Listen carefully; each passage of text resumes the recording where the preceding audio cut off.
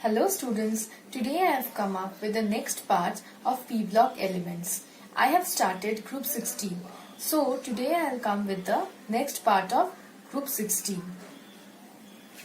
So let's start.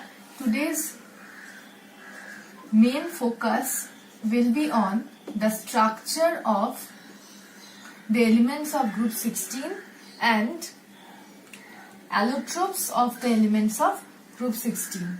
So first I will come to the structure of the elements of group 16. The first element of group 16 is oxygen.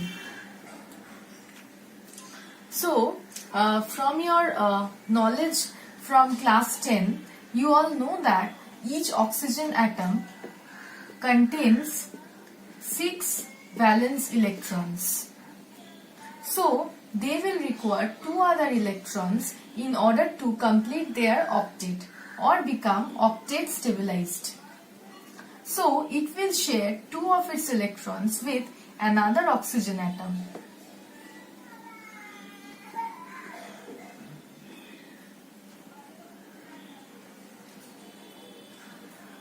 So this results in the formation of oxygen-oxygen double bond. Okay? O2 or dioxygen. This is the Lewis structure of oxygen, or you can say this represents the Lewis structure of oxygen molecule. But seeing this Lewis structure, you can understand that oxygen molecule is diamagnetic. It is thought to be diamagnetic by seeing the Lewis structure. But through experimental evidences or through experiments, it is observed that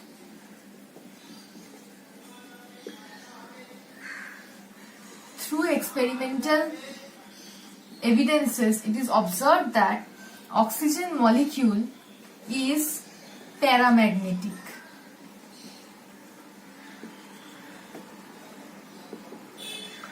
What do you mean by diamagnetic? Diamagnetic means presence of paired electrons, where all the electrons are paired. See here, all the electrons are paired, 2, 2, 2, 2, like that. But it was observed from Lewis structure. But through experiments, it is observed that oxygen molecule is not at all diamagnetic, but paramagnetic. What does paramagnetic means? Paramagnetic means presence of unpaired electrons. This presence of unpaired electrons in oxygen can be well explained through the molecular orbital theory. You all know that the molecular orbital concept of oxygen molecule consists of 2 unpaired electrons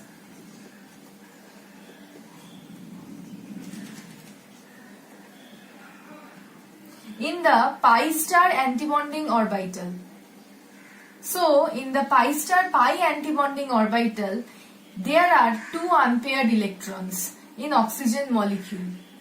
This can explain the fact that why oxygen molecule is paramagnetic. This you know well from your class 11 syllabus. In class 11, you all have studied molecular orbital theory. So you all know that the oxygen molecule has 2 unpaired electrons in the antibonding orbital. Or you can say in the pi antibonding orbital. Okay. Now, oxygen is diatomic. Oxygen is diatomic.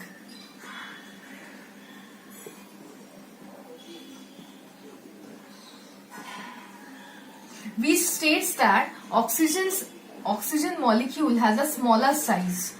Due to the smaller size of oxygen molecule, the van der Waals forces are weaker in case of oxygen. So oxygen is basically a gas at room temperature. Okay. The next element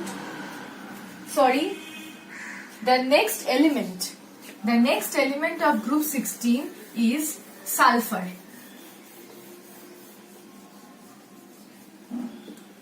The next element of group 16 is sulfur. But, sorry, let me just change the pen once, okay? The ink of this pen is not proper.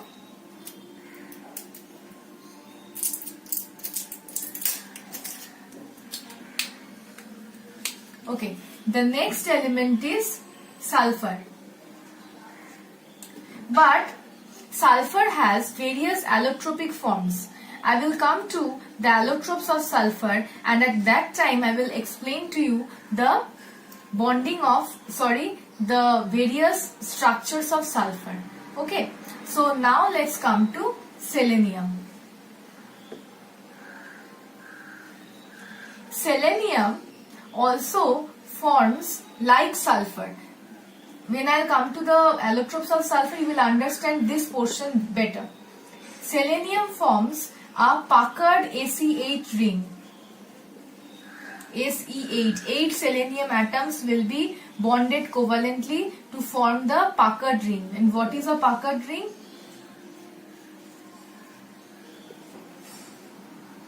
This is a puckered ring where each end will consist of selenium atom.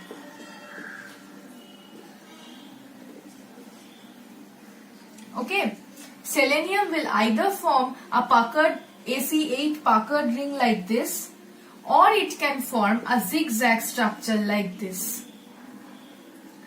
Both selenium as well as tellurium. Both selenium and tellurium will either form 8 atom puckered ring or zigzag chains. But the sizes of selenium and tellurium are large. So selenium and tellurium, in selenium and tellurium you can say that the van der Waals forces is also stronger as compared to oxygen. As a result, selenium and tellurium both are solids. Okay. Now I'll come to the allotropes. First I'll explain to you what is allotropy.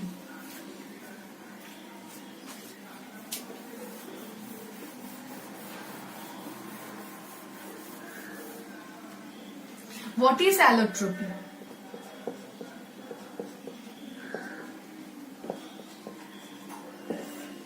There are certain elements which can exist in more than one forms. There are certain elements which can exist in more than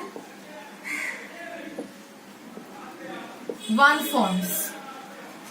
Also, in the same physical state. This type of phenomena is known as allotropy, and the different forms in which the elements exist in the same physical state are known as allotropes.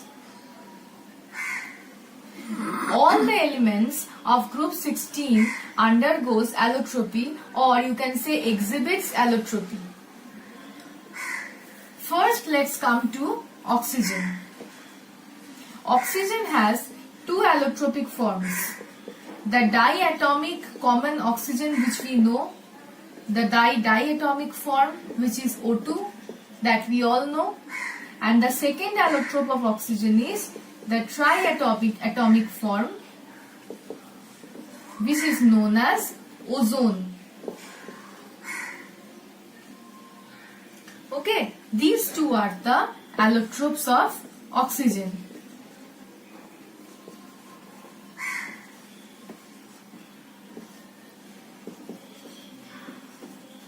These two are the allotropes of oxygen. Next, I will come to the most important part of this portion, which is the allotropes of sulfur. Allotropes of sulfur is very important for your exam, is more important as compared to the other elements allotropy, because sulfur exists in 6 allotropic forms.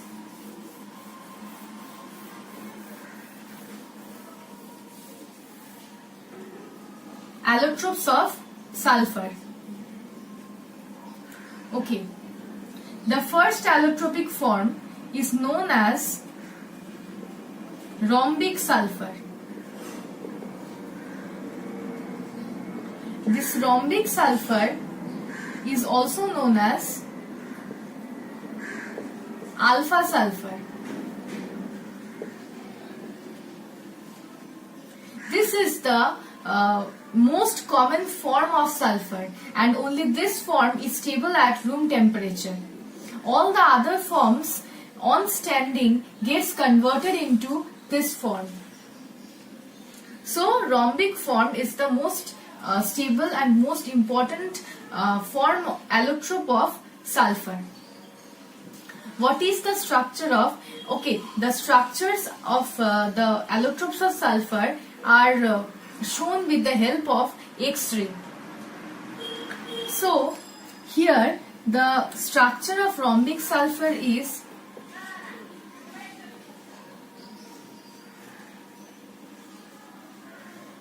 again a 8-membered puckered ring. See, 1, 2, 3, 4, 5, 6, 7, 8. 8-membered puckered ring. This type of ring is known as puckered ring. I have told you, while teaching the structure of selenium, that selenium exists in this type of puckered ring. Sulfur, this type of puckered ring formation or existence of this type of puckered ring is most stable for sulfur, and it decreases as we go down the group. So rhombic sulfur has this type of 8-atom puckered ring. This is the structure of rhombic sulfur.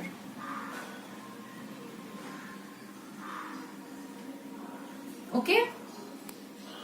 Now, when rhombic sulfur is heated to temperatures above 368.6 Kelvin, then it results in the formation of monoclinic sulfur. Monoclinic sulfur, which is also known as beta sulfur. Rhombic sulfur is stable to 368.6 Kelvin temperature. Above this temperature, it will result in the formation of monoclinic sulfur. And just at this temperature,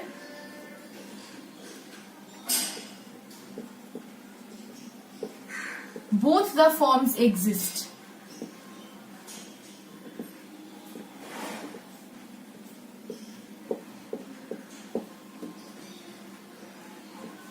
Just at 368.6 Kelvin temperature, both the forms exist. Both alpha sulfur and beta sulfur, which is the rhombic sulfur and the monoclinic sulfur, exist.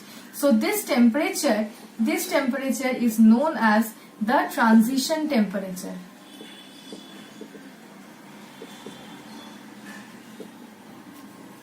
Now, what about the structure of monoclinic sulfur? Monoclinic sulfur has the same puckered ring like rhombic sulfur, but just the crystal structure is a bit different.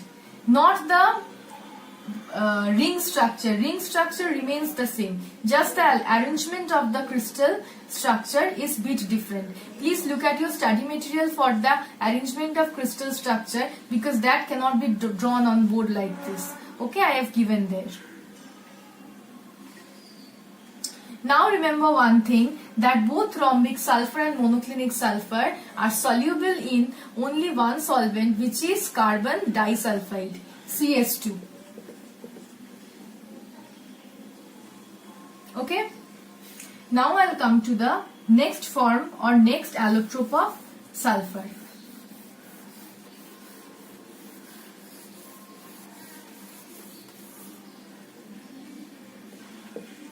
The next allotrope of sulfur is known as cyclo S6 form. The structure of the cyclo S6 form is bit important, and this form is basically the chair form. The name of this form is chair form. Okay, at these positions, these corners, since I am drawing on board, I have to draw the structure at first and then I am putting the atoms. But while doing, you cannot just draw the structure at first with the pen and just replace the S atoms like this. Okay, follow the study material for how to draw the structure. But here, since I am doing on board, I am just drawing the outline first and then I am putting the sulfur atoms. All the sulfur atoms will be aligned like this. The name of this structure is chair form. All the 6 sulfur atoms remain in the chair form. This is the cyclo S6 form. Okay, the next allotrope of sulfur is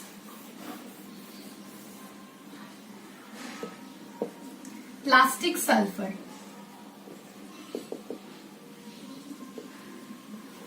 Plastic sulfur is also known as gamma sulfur.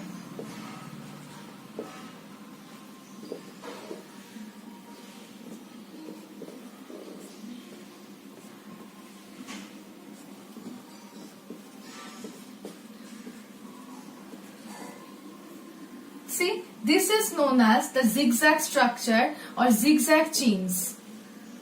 Plastic sulfur forms this type of long zigzag chains where one sulfur atom is covalently bonded to 2 other sulfur atoms. Here, thousands of sulfur atoms are linked to one another in plastic sulfur. Okay. Now I'll come to next 2 forms. One is known as the milk of sulfur and the other is known as colloidal sulfur. Milk of sulfur and colloidal sulfur do not have any specific structure. They are basically elemental sulfurs. The preparation of these 2 sulfurs are important for your exam. So first is the milk of sulfur. Milk of sulfur can be basically prepared. Okay, before preparation, let me just tell that milk of sulfur is the amorphous form of sulfur and it is white in color and it is soluble in carbon disulfide. So it is basically prepared by either boiling milk of lime with sulfur. Either you will boil sulfur with milk of lime and that will result in the formation of a pentasulfide, which on decomposition by concentrated hydrochloric acid will give you a white precipitate, which is basically the milk of sulfur. Now let's come to the chemical reactions.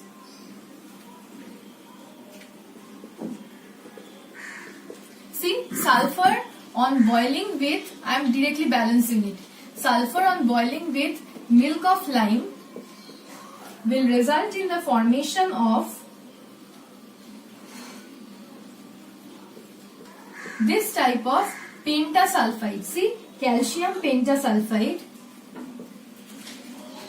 Along with that, calcium thiosulfate and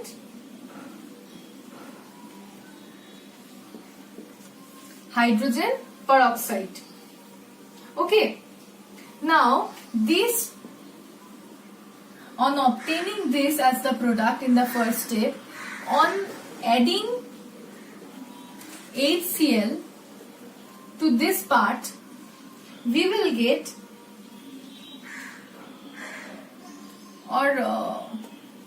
I'm just adding HCl. On adding HCl to this pentasulfide and thiosulfate, we will get calcium chloride, water, and along with that sulfur. This is known as milk of sulfur. This is basically milk of sulfur. Okay, this part I am not balancing. Balancing you all know very well. I am just telling you how the milk of sulfur is prepared. So in the first step, we will boil sulfur with milk of lime. That will result in the formation of pentasulfide, calcium pentasulfide, calcium thiosulfate and peroxide. On adding concentrated hydrochloric acid to the pentasulfide and thiosulfate mixture, we will get calcium chloride, water and milk of sulfur as the product. Okay, this is how milk of sulfur is prepared. Now I will come to colloidal sulfur.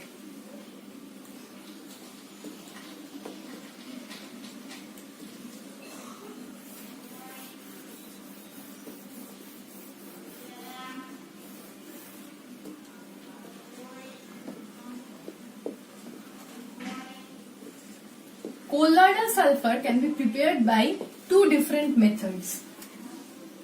Firstly, if you pass an oxidizing agent through hydrogen sulfide, now what can be the oxidizing agent? The oxidizing agent can be sulfur dioxide, the oxidizing agent can be nitric acid, anything. If you either pass nitric acid, a solution of oxidizing agent through H2S gas, or another method is by adding dilute HCl to sodium thiosulfate solution. So I will show the reactions of in both the cases.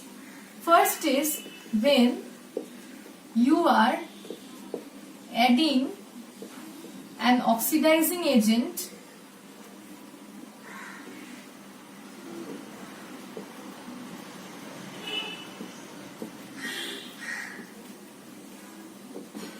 see, HNO3 is an oxidizing agent. You are passing oxidizing agent through H2S. Then you will get this type of elemental sulfur, and the name of this sulfur is colloidal sulfur. Or the other method is when you are adding dilute HCl to sodium thiosulfate,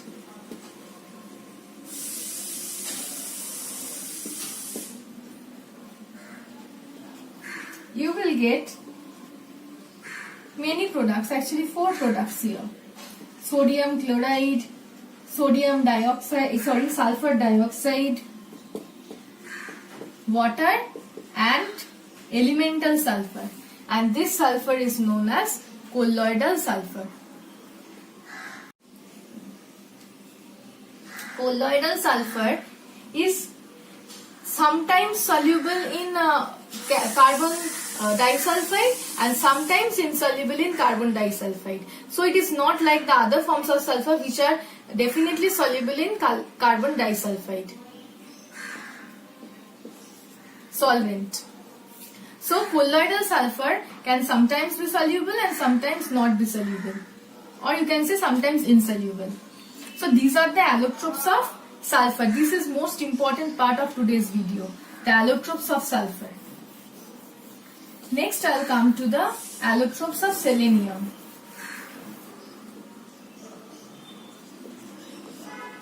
There are 2 allotropes. One is the red amorphous form, which is the AC8 ring, and the second is the white crystalline form.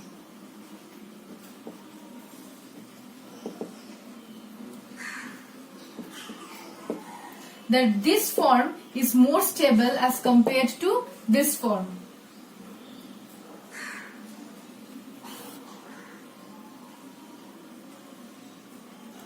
And this form is the only form of selenium, the metallic form is the only form of selenium which can conduct electricity. So these are the 2 forms, the allotropic forms of selenium.